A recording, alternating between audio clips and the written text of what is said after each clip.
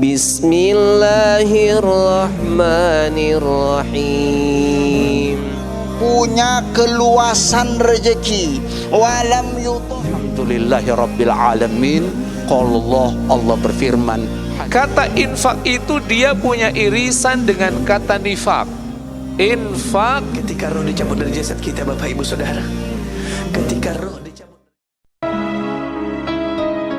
لا ما عاد يرعبني ظلم يهددني لا شيء أخسره لا مهما يطول الدرب فالحق معه. Bismillahirrahmanirrahim. Assalamualaikum warahmatullahi wabarakatuh. Innal hamdalillah wassalatu ala Rasulillah wa ba'd. Rabbi shrah li sadri wa yassir li amri wahlul 'uqdatam min lisani yafqahu qawli. Ikhwati fillah, kita meringkas apa yang barusan kita kaji di Masjid An-Nizam dalam kajian subuh dalam kitab Fiqh Sunnah. Disebutkan beberapa etika saat kita bermunajat kepada Allah Subhanahu wa taala. Ya, agar munajat kita, doa-doa kita yang kita harapkan, yang kita panjatkan, yang kita pinta itu dikabulkan oleh Allah Subhanahu wa taala. Yang pertama yang harus diperhatikan adalah taharra al-halal. Pastikan apa yang kita makan, apa yang kita kenakan, apa yang kita konsumsi, apa yang sudah menjadi kita fasilitasi itu adalah dari sesuatu yang halal 100%. Tidak boleh ada unsur-unsur yang diharamkan. Sebab kalau ada darah haram yang mengalir pada tubuh kita, ada daging yang haram yang tumbuh di tubuh kita, ini doa akan menjadi tidak mustajab di hadapan Allah Subhanahu wa taala. Ya. Lalu kemudian yang kedua, istiqbalul qiblah. Ya, diharapkan saat kita berdoa kepada Allah menghadap ke arah kiblat. Wa mulahazatul awqat al-fadilah wal halat asy-syarifah. Ya, memilih dan memilah waktu dan tempat yang mustajab di hadapan Allah Subhanahu wa taala. Ya, nanti dalam syariat agama kita itu ada waktu-waktu yang mustajab. Selepas ba'da azan, sebelum qomat, saat kita selesai menunaikan ibadah salat, saat kita sujud, saat banyak saat-saat yang disebutkan dalam hadis-hadis yang nanti akan kita sampaikan dalam season berikutnya. Termasuk juga penentuan tempat, ya, ada tempat-tempat yang khusus yang memang kalau kita doa di situ pasti Allah kabulkan. Ya, di Multazam, di Raudhah, di Bukit Sofa, di Bukit Marwa, ya, tempat-tempat yang disebutkan oleh baginda Rasulullah sallallahu alaihi wasallam. Maka pada saat kita berada di tempat yang di sana ditunjuk oleh Rasulullah, maka perbanyaklah doa kepada Allah Subhanahu wa taala. Lalu kemudian selanjutnya adalah raf'ul yadaini hazwal mankibain. Ya, kalau doa itu ngangkat tangannya agak tinggi, ya, sampai dengan kita punya dada. Ayabda bihamdillahi wa tamjidihi wa sana alaihi. Doa itu jangan langsung to the point, ya, tapi harus dimulai dulu dengan hamdalah, dimulai dulu dengan pujaan dan pujian kepada Allah Azza wa Jalla, Tuhan yang menciptakan semesta alam. Wa yusalli ala nabi, ya, jangan lupa mengucapkan salawat dan salam keharibaan baginda Nabi Muhammad sallallahu alaihi wasallam. Ya, jadi salawat ini juga penting, bagian dari yang akan menghantarkan doa kita kepada Allah Subhanahu wa taala. Bahkan dalam hadis disebutkan dalam kitab Al-Azkar, Imam Nawawi merumuskan satu hadis. Ya, bahkan doa yang kita baca itu akan terkatung-katung ma bainas sama'i wal ard.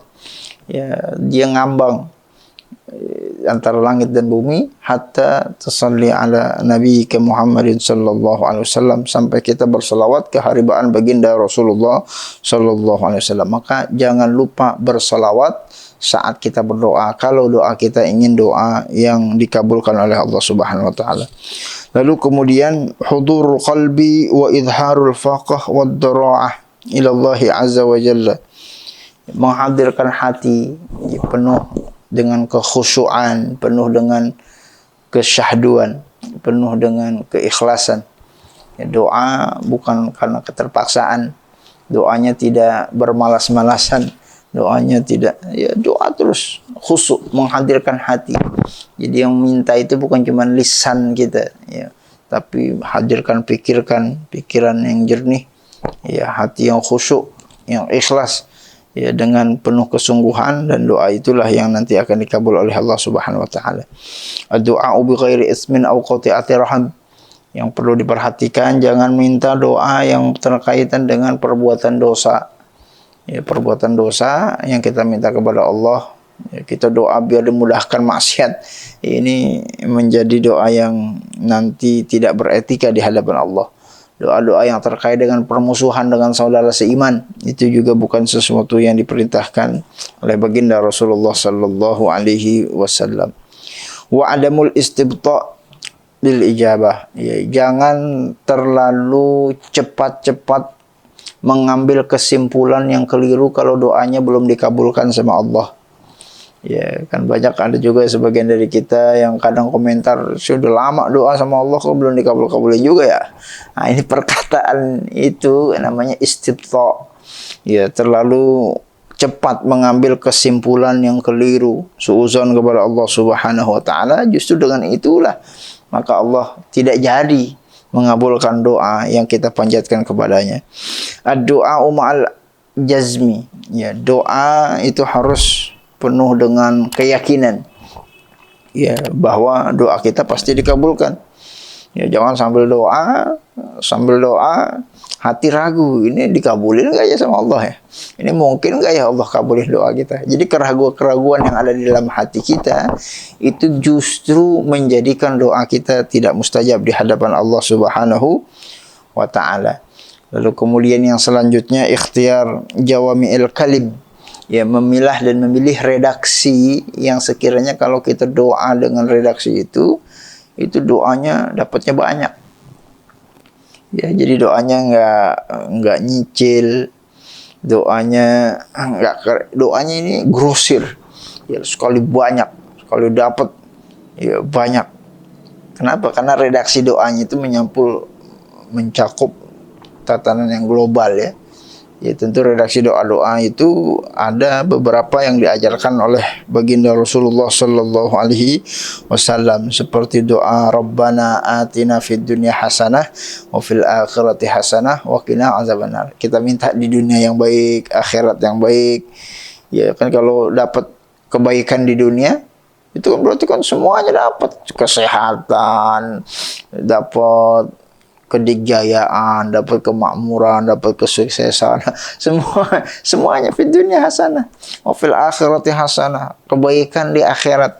Nah, kalau kebaikan di akhirat kan berarti mendapatkan syafaat dari Rasulullah, diampuni dosa-dosanya, diselamatkan dari siksa api neraka, dimasukkan ke dalam surga. Ya, ini bagian dari doa jawami'ul kalim. Mintanya singkat, padat, berisi, tapi dapatnya banyak. Ini yang harus diperhatikan. Lalu kemudian juga tajannub ad-du'a ala nafsihi wa ahlihi wa malih. Ya, jadi pada saat kita berdoa tidak boleh doa yang mengutuk ya. Berdoa kebaikan kepada kita dan keluarga kita. Itu bagusnya seperti itu. Bukan doa keburukan kepada mereka. Ya, mengutuk mereka, mencaci maki.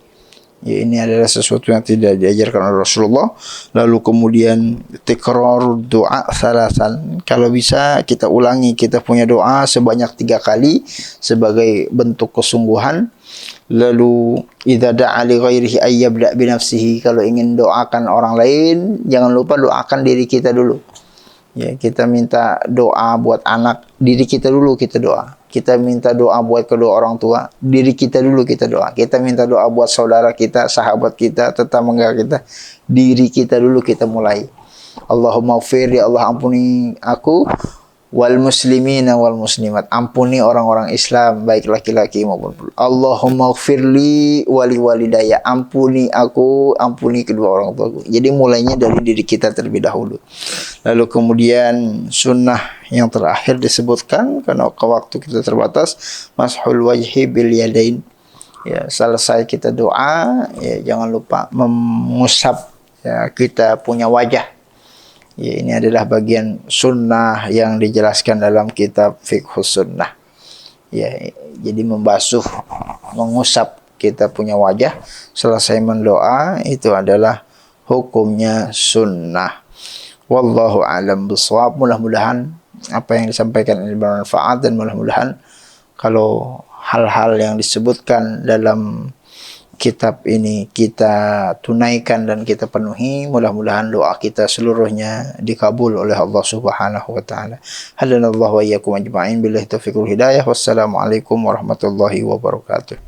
Allahumma dhakkirna minhu ma nasina wa 'allimna